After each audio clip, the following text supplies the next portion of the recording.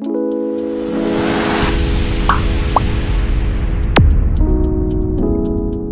साथियों, स्वागत है हमारे YouTube चैनल जीनियस क्लासेस में। तो पिछली क्लास में अपन ने देख लिया था आंवला के बारे में, संपूर्ण अध्ययन कर लिया था, आंवला की सामान्य डिटेल देख ली थी, उसकी वैरायटी के बारे में देख लिया था और उसके जो जलवायु पर पड़ने वाले प्रभाव के बारे में देख लिया था। अब आज अपन नया फ्रूट लेते हैं, वह पपीता पपाया।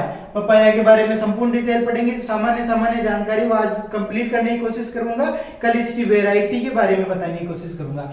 इसका जो बोटनिकल नेम होता है, बोटनिकल नेम है इसका केरिका पपाया। क्या नाम है? केरिका पपाया। और इसकी फैमिली कुल है इसका केरिकेसी। क्या है? केरिकेसी। तो इसमें गुणसूत्र संख्या है 2n, द्विगुणित होता है, ये द्विगुणित होता है, द्विगुणित।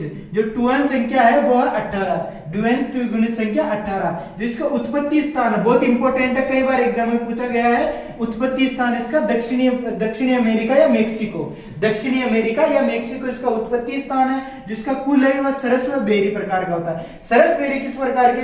जो इसका कुल कुल नहीं होगा इसका, सरस बेरी फल प्रकार, पहले प्रकार जिसका फल प्रकार है वो है सरस बेरी। अब फल प्रकार सरस बेरी किस प्रकार है? सरस बेरी में क्या होता है कि जो कई फ्रूट होते हैं जिनके अंदर गुठलियां नहीं होती या बीज नहीं होते हैं, जिनमें बीज नहीं होते वो सरस बेरी प्रकार के होते हैं, या फिर जिनमें बीज अधिक मात्रा में होते हैं। जैसे अमरूद में देखा था अपन ने, उसका भी सरस बेरी प्रकार का था, उसमें छोटे छोटे कई बीज थे। पपाया पपीता के अंदर भी देखते अपन है, उसमें जो सफेद लेयर रहती है उसके ऊपर जो उस बीज चिपके हुए रहते हैं, कई बीज रहते हैं, कई संख्या में बीज रहते हैं, तो वह सरस व बेरी प्रकार का फल प्रकार हो जाता है। फिर आगे देखते हैं खाने योग्य भाग। जो खाने योग्य भाग है इसका मेसोकार्प रहता है। अब मेसोकार्प कैसे होगा? खाने योग्य भाग जो अपना एक पपीता का फ्रूट देखते हैं, पपीते के फ्रूट में क्या होता है, ऊपर वाले पोर्शन को तो अपन हटाते हैं और जो अंदर की तरफ लेयर रहती है वो उसकी एंडोकार्प, जो व्हाइट लेयर रहती है उसकी एंडोकार्प रहती है, और बीच वाला भाग रहता है वो इसका मेसोकार्प रहता है, तो बीच वाला भाग ही कहा जाता है। तो इसमें क्या होगा? मेसोकार्प आंसर रहेगा। कई बार एग्जाम में क्वेश्चन पूछा जाता है, जेईटी में अक्सर पूछा गया क्वेश्चन है, जो इसका फल प्रकार जो खाने योग्य भाग है वो मेसोकार्प होगा। फिर अगर देखते हैं इसके अन्य नाम कौन कौन से होंगे? इसे ब्रेकफास्ट फ्रूट भी कहते हैं और इसे मेलन ट्री भी कहते हैं। ब्रेकफास्ट फ्रूट और मेलन ट्री। जो इसका सबसे अच्छा स्रोत है किसका है? विटामिन ए का सबसे अच्छा स्रोत है। इसमें 2020 या 20 मिलीग्राम प्रति 100 ग्राम में पाया जाता है। जो अपने 100 ग्राम फ्रूट लेंगे उसमें 2020 मिलीग्राम प्रति 100 ग्राम में पाया जाएगा। अब आगे देखते हैं, पपीता 16वीं शताब्दी में आया था। भारत में कब आया पपीता? 16वीं शताब्दी में आया था, पुर्तगालियों द्वारा आया था, पुर्तगालियों द्वारा लाया गया था, पुर्तगालियों द्वारा लाया गया था। पुर्तगालियों द्वारा भारत में 16वीं शताब्दी में कई अपने सब्जियां और फ्रूट का आगमन हुआ था। पुर्तगाली बाहर से आए थे, जिसमें आलू हो गया और भी कई प्रकार की सब्जियां और फ्रूट पुर्तगालियों द्वारा भारत में लाए गए थे। उनमें से पपीता एक था। उन्होंने कई बीज भारत में लाए थे जिसमें से पपीता एक था। तो भारत में 16वीं शताब्दी में एंट्री किया था पपीता ने। और इसका जो पुष्प क्रम है वह है पेनिकल इसका पुष्प क्रम है। कई बार एग्जाम में पूछा गया है, ये भी इंपॉर्टेंट क्वेश्चन है। पुष्प क्रम किस प्रकार का? इसका पेनिकल प्रकार का इसका पुष्प क्रम है। पपीते की सामान्य जानकारी के बाद में आगे देखते हैं अपन इसकी जलवायु के बारे में। इसकी जो जलवायु है पपीते की वो उष्ण जलवायु का फल है, और ये पाले के प्रति अति संवेदनशील फल है। पाले के प्रति संवेदनशील फल है। तो पाले के प्रति सबसे ज्यादा संवेदनशील का अपन ने पहले भी क्रम पढ़ा था, जब आंवला पढ़ा था उसके टाइम भी पढ़ा था। पपीता सबसे ज्यादा संवेदनशील है पाले के प्रति। पपीता सबसे ज्यादा संवेदनशील है। पपीता आ गया, उसके बाद में आंवला आ गया, और फिर अमरूद। जो पाले के प्रति संवेदनशील का जो क्रम था अपने, सर्वप्रथम पहले पपीता आ गया, फिर आंवला आ गया, अमरूद आ गया। तो पाले के प्रति संवेदनशीलों में पहले कौन सा आ गया? पपीता आ गया। सबसे फर्स्ट जो संवेदनशील है वो पपीता है। उसके बाद में देखते हैं जलभराव के प्रति भी अति संवेदनशील है। अपने पपीता में सबसे जो मोस्ट जो डिजीज लगती है वो आर्द्र गलन रोग लगता है, जो पीटियम एपिडर्मेटम नामक कवक से लगता है। सबसे मोस्ट इंपोर्टेंट है, कई बार एग्जाम में पूछा गया है, ये इंपोर्टेंट क्वेश्चन है, आगे भी पूछा जा सकता है। पपीता में से आर्द्र गलन रोग सबसे प्रमुख रोग है, पीटियम एपिडर्मेटम नामक कवक से होता है। इसका जो कई बागानों को नष्ट कर देता है ये रोग, पपीते के कई बागानों को उजाड़ कर रख देता है। आर्द्र गलन ये जल भराव की समस्या के कारण आता है। तो जल भराव के कारण जो अति संवेदनशील कौन सा फल हो गया, पपीता हो गया। इस प्रकार भी क्वेश्चन पूछा जा सकता है। आगे देखते हैं परागण। परागण किससे, कौन सा परागण पाया जाता है इसमें, पर परागण पाया जाता है। मोस्टली हवा से परागण होता है इसमें, हवा द्वारा इसमें पपीते में परागण होता है। आगे देखते हैं एक लिंगाश्री, जिसे कहते हैं डायोसिस। डायोसिस किसे कहेंगे, डायोसिस वो पौधे होते हैं जिनमें नर व मादा पौधे अलग अलग होते हैं। अलग अलग पुष्प, जो नर व मादा पुष्प है वो अलग अलग पौधों पर पाए जाते हैं। जैसे तो इसमें क्या होगा कि अलग अलग पौधों पर पाए जाएंगे, तो फर्टिलाइज कराने के लिए इनमें नर व मादा का अनुपात रखा जाएगा। तो इसमें जो पपीते में जो नर व मादा का अनुपात रखा जाता है वह 1:10 रखा जाता है। इसमें से एक तो नर भाग हो गया, 10 मादा पादप हो गए। जैसे कुल टोटल 11 पादप लगाएंगे, जिसमें से 10 तो क्या होंगे, ये मादा भाग होगा, और एक पादप कौन सा होगा, नर पौधा होगा। अब आगे देखते हैं नर पौधा होगा। इसमें देखते हैं पौधरोपण की दूरी। पौधरोपण की दूरी रखी जाती है इसमें सामान्यतः 2x2 मीटर की रखी जाती है। लेकिन जो पूसा नन्ना है, पूसा नन्ना जो पपीते की वेराइटी है, इसमें 1.25 से 1.25 मीटर रखी जाती है पूसा नन्ना में। और इसमें कई बार आईसीआर में पूछा गया क्वेश्चन है, एक मोस्ट इंपोर्टेंट क्वेश्चन आईसीआर में पूछा था, जो इसके एक हेक्टेयर में लगेंगे। एक हेक्टेयर में पूसा नन्ना के कितने पौधे लगेंगे, तो वो लगेंगे 6400 पौधे पूसा नन्ना के एक हेक्टेयर में। जो ये दूरी रखने पर जो 1.25 जो दूरी रखेंगे, 1.25 जो दूरी रखेंगे अपन, वो उससे जो पौधे प्राप्त होंगे एक हेक्टेयर में, वो रहेंगे 6400 पौधे प्राप्त होंगे। फिर आगे देखते हैं प्रवर्धन। प्रवर्धन इसमें बीज द्वारा होता है। पपीते में प्रवर्धन किसके द्वारा होता है, बीज द्वारा होता है। मोस्टली जो अलग विधि द्वारा भी होता है, लेकिन जो प्रवर्धन, व्यवसायिक प्रवर्धन देखते हैं अपन, तो वो किसके द्वारा होता है, बीज के द्वारा होता है। फिर देखते हैं इसकी बीज दर है इसकी 250 से 300 ग्राम। जनरल जो बीज दर पूछी जाती है वो 250 से 300 ग्राम होगी, लेकिन अलग अलग पूछ लेते हैं। जैसे डायोसिस के लिए पूछ ली, कई किस्में इसकी डायोसिस है, तो उनकी 250 से 500 ग्राम तक प्रति हेक्टेयर, 250 से 500 ग्राम प्रति हेक्टेयर इसकी बीज दर रखते हैं। और गाइनोडाइसिस, अब गाइनोडाइसिस नया वर्ड आ गया। गाइनोडाइसिस में क्या होगा, अपन ने ये तो देख लिया डायोसिस जिसमें नर पुष्प अलग पौधे पर होगा और मादा पुष्प अलग पौधे पर होगा। लेकिन गाइनोडाइसिस में क्या होता है कि इसमें नर व पादप, उभयलिंगी पादप होगा। इसमें क्या होगा कि जैसे ये पादप है, इसमें एक जो अपन डाली होगी उसमें नर पादप है, नर जो भाग पाया जाएगा, उसी में मादा, एक पुष्प में नर व मादा दोनों पाए जाएंगे। लेकिन जो दूसरी डाल होगी उसमें ओनली सिर्फ मादा भाग रहेगा। एक कुछ पुष्प तो ऐसे रहेंगे जो उभयलिंगी रहेंगे, जिनमें नर व मादा पाए जाएंगे। लेकिन कुछ पुष्प ऐसे रहेंगे जिनमें ओनली सिर्फ मादा भाग पाए जाएंगे। तो इस प्रकार के इसमें एक ही पौधे में पाए जाएंगे, एक ही शाखा के अलग अलग, एक पौधा हो गया जिसकी अलग अलग शाखाओं पर कुछ पुष्प तो रहेंगे उभयलिंगी, कुछ पुष्प रहेंगे जो मादा पुष्प रहेंगे। तो ये कहेंगे गाइनोडाइसिस। इस प्रकार के पौधों में क्या, कौन से पौधे हो गए, गाइनोडाइसिस। तो ये पपीते की कुछ वेराइटी रहती है जो गाइनोडाइसिस है, कुछ वेराइटी गाइनोडाइसिस है। तो इसमें जो बीज दर रखी जाती है वो रखी जाती है 150 ग्राम प्रति हेक्टेयर, 150 ग्राम प्रति हेक्टेयर। इसका एक बार रिवीजन करा देता हूँ आपको शुरू से। तो अपन ने शुरू में देख लिया था जो इसका बॉटनिकल नेम केरिका पपाया देख लिया था। पपीते की जो केरिकेसिस की फैमिली थी 2n बराबर 18, इसके गुणसूत्र देख लिया था। पुष्पक्रम पेनिकल देख लिया था। खाने योग्य भाग मिजोक्रम देख लिया था अपन ने। जो इसका फल प्रकार, जो अपना फल प्रकार देख लिया था। उसके बाद में आगे देख लिया था जलवायु उष्ण जलवायु है पपीते का अति संवेदनशील है पाले के प्रति, जिसमें पपीता, आंवला, अमरूद आ गया। फिर देख लेते जल भराव के प्रति भी अति संवेदनशील है। आर्द्र गलन पीथियम एपिनोडर्मेटम नामक कवक से होता है। परागण इसमें परपरागण होता है, हवा के द्वारा होता है। एक लिंगाश्रय है डायोसिस, इसमें नर व मादा भाग का अनुपात इंपोर्टेंट है, कई बार एग्जाम में पूछा है। जेईटी में तो मोस्टली पूछा गया है, जेईटी में तो कई बार पूछ लिया जो पपीते में जो नर व मादा का अनुपात कितना रखा जाएगा, तो उसमें 1:10 रखा जाएगा, जिसमें से नर भाग 1 रहेगा, 10 मादा भाग रहेगा। फिर देखते पौधरोपण की दूरी, जनरल दूरी 2x2 मीटर रखी जाती है, लेकिन पूसा नन्ना किसमें कितनी रखी जाती है, 1.25 इसकी मीटर दूरी इसकी रखी जाती है। प्रवर्धन देखते हैं, बीज द्वारा प्रवर्धन होता है, व्यवसायिक प्रवर्धन। बीज दर देख लिया तुमने, जनरल जो बीज दर होती है 250 से 300 ग्राम प्रति हेक्टेयर इसकी बीज दर देख ली थी। और गाइनोडाइसिस और डायोसिस की अलग अलग बीज दर बता दी। जो डायोसिस की बीज दर होगी वह 250 से 500 ग्राम प्रति हेक्टेयर होगी, और गाइनोडाइसिस की 150 ग्राम प्रति हेक्टेयर होगी। बीज दर के बाद में अगला पॉइंट देखते हैं हम, पपीते के बीजों की जो चिकनी परत होती है वो किस कारण होती है।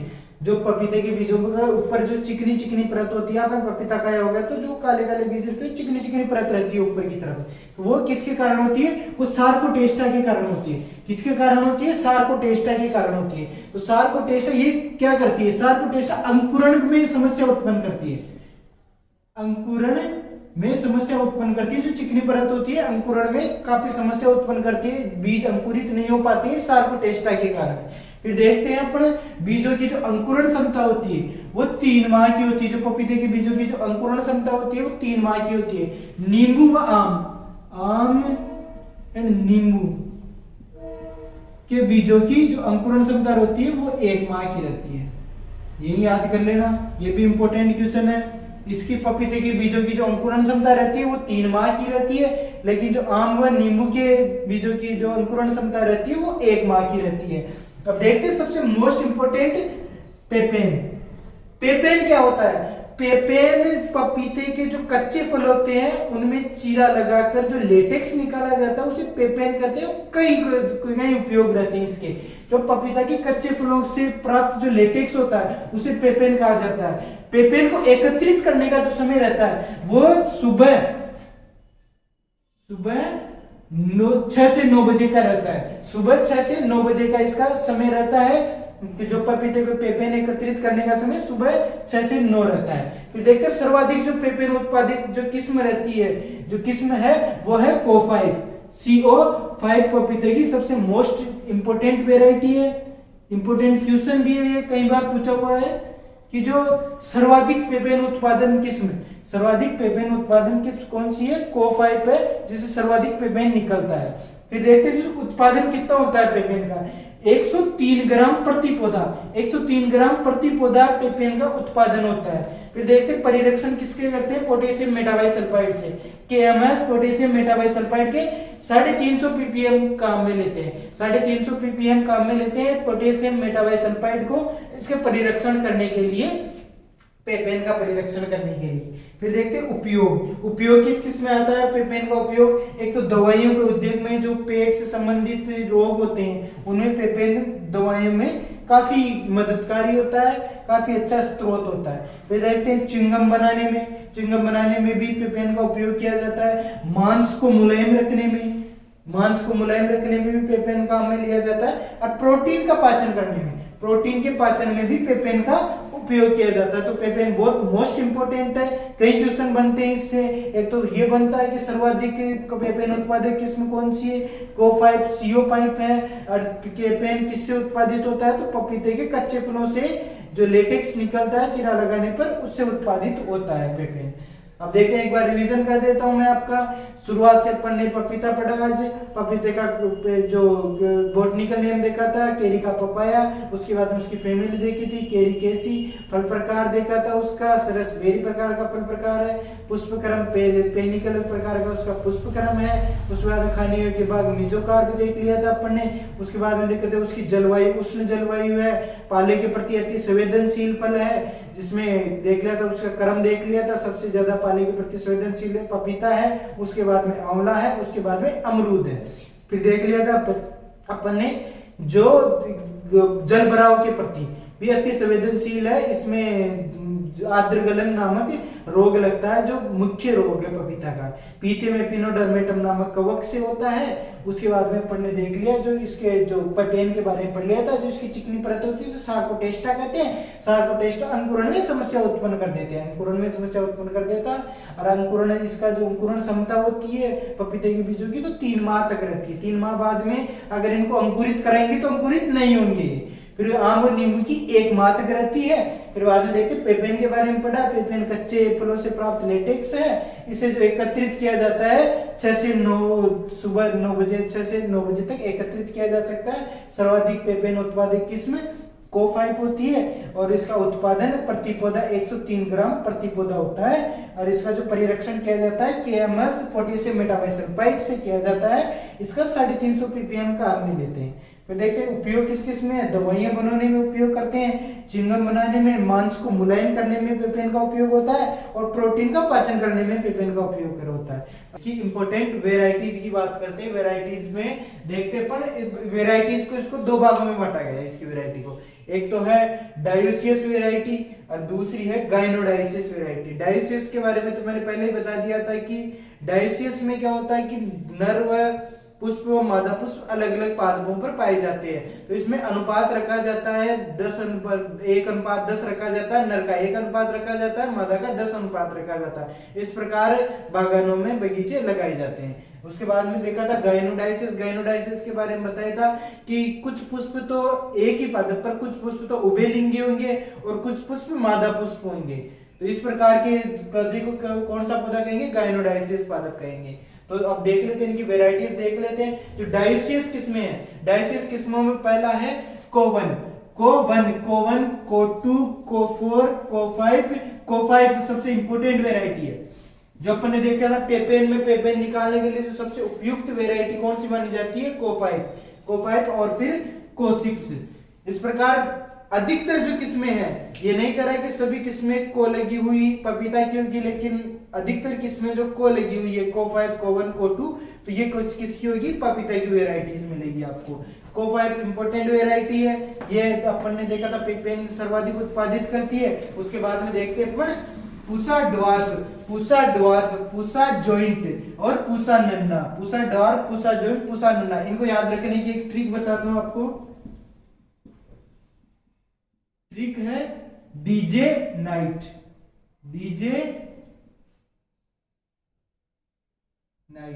तो डी से तो हो गया ड्वार्फ, जे से हो गया जॉइंट, और नाइट से के एन से हो गया नन्ना। तो पूसा तो अपने एक बार रहने देते हैं। तो ड्वार्फ, जॉइंट और नन्ना, इससे तीनों किस्मों को याद रखा जा सकता है। इंपॉर्टेंट ट्रिक देखते हैं। को5, को1, को2 देखते हैं तो आप समझ जाओगे कि पपीते की वेराइटी है।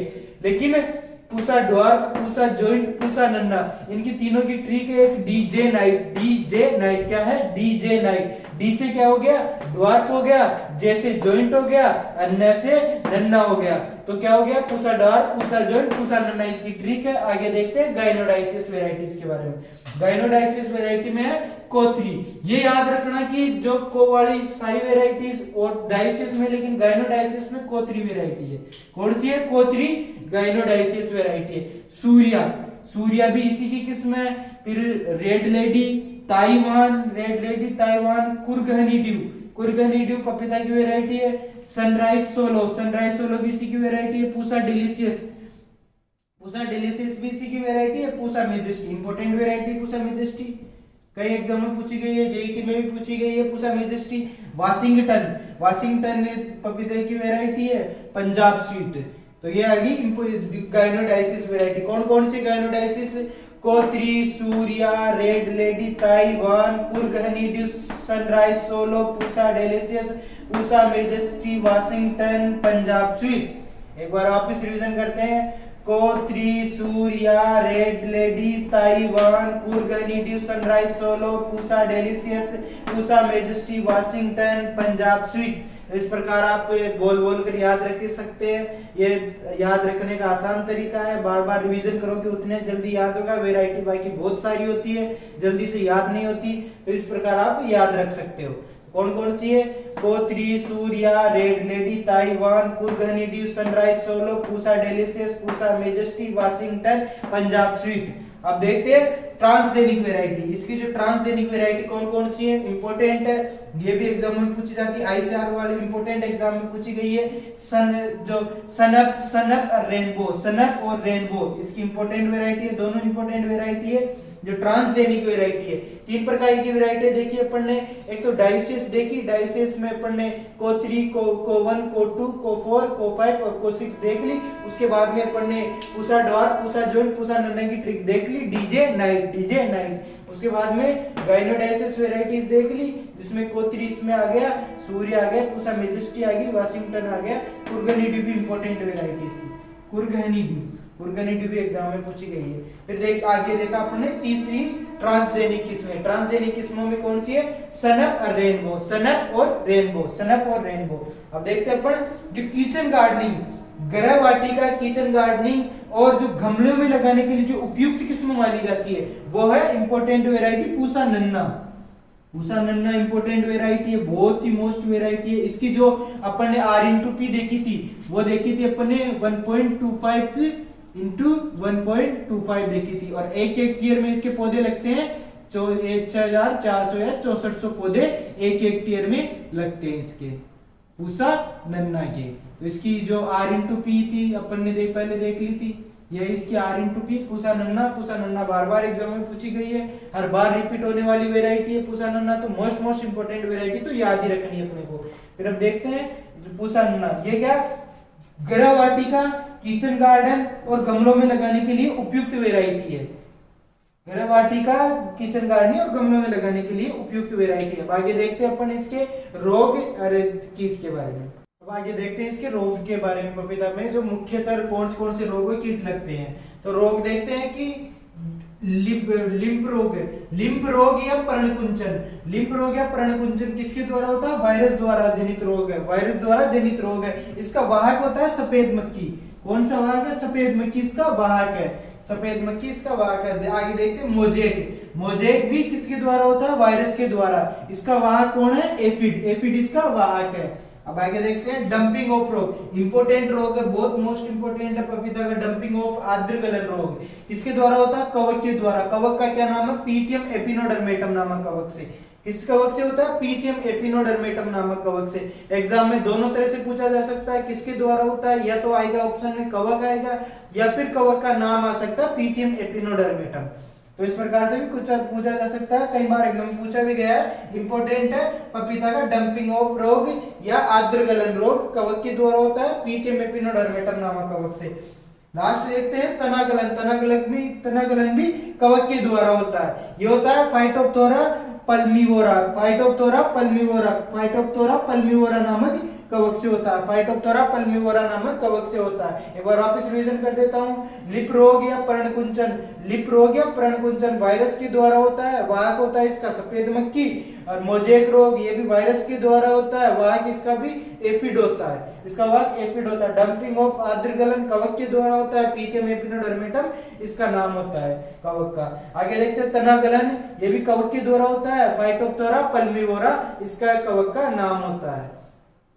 तो आज की क्लास को यहीं विराम देते हैं। अपन ने पपीता की सारी जानकारी देख ली, ऊपर से लेकर सभी जो बॉटनिकल नेम से लेकर जो जलवायु और वेराइटीज और रोग व कीटों के बारे में देख लिया। वीडियो अच्छी लगी हो तो लाइक एंड सब्सक्राइब कर दीजिए और आगे से आगे शेयर कीजिए ताकि और औरों तक भी पहुंचे।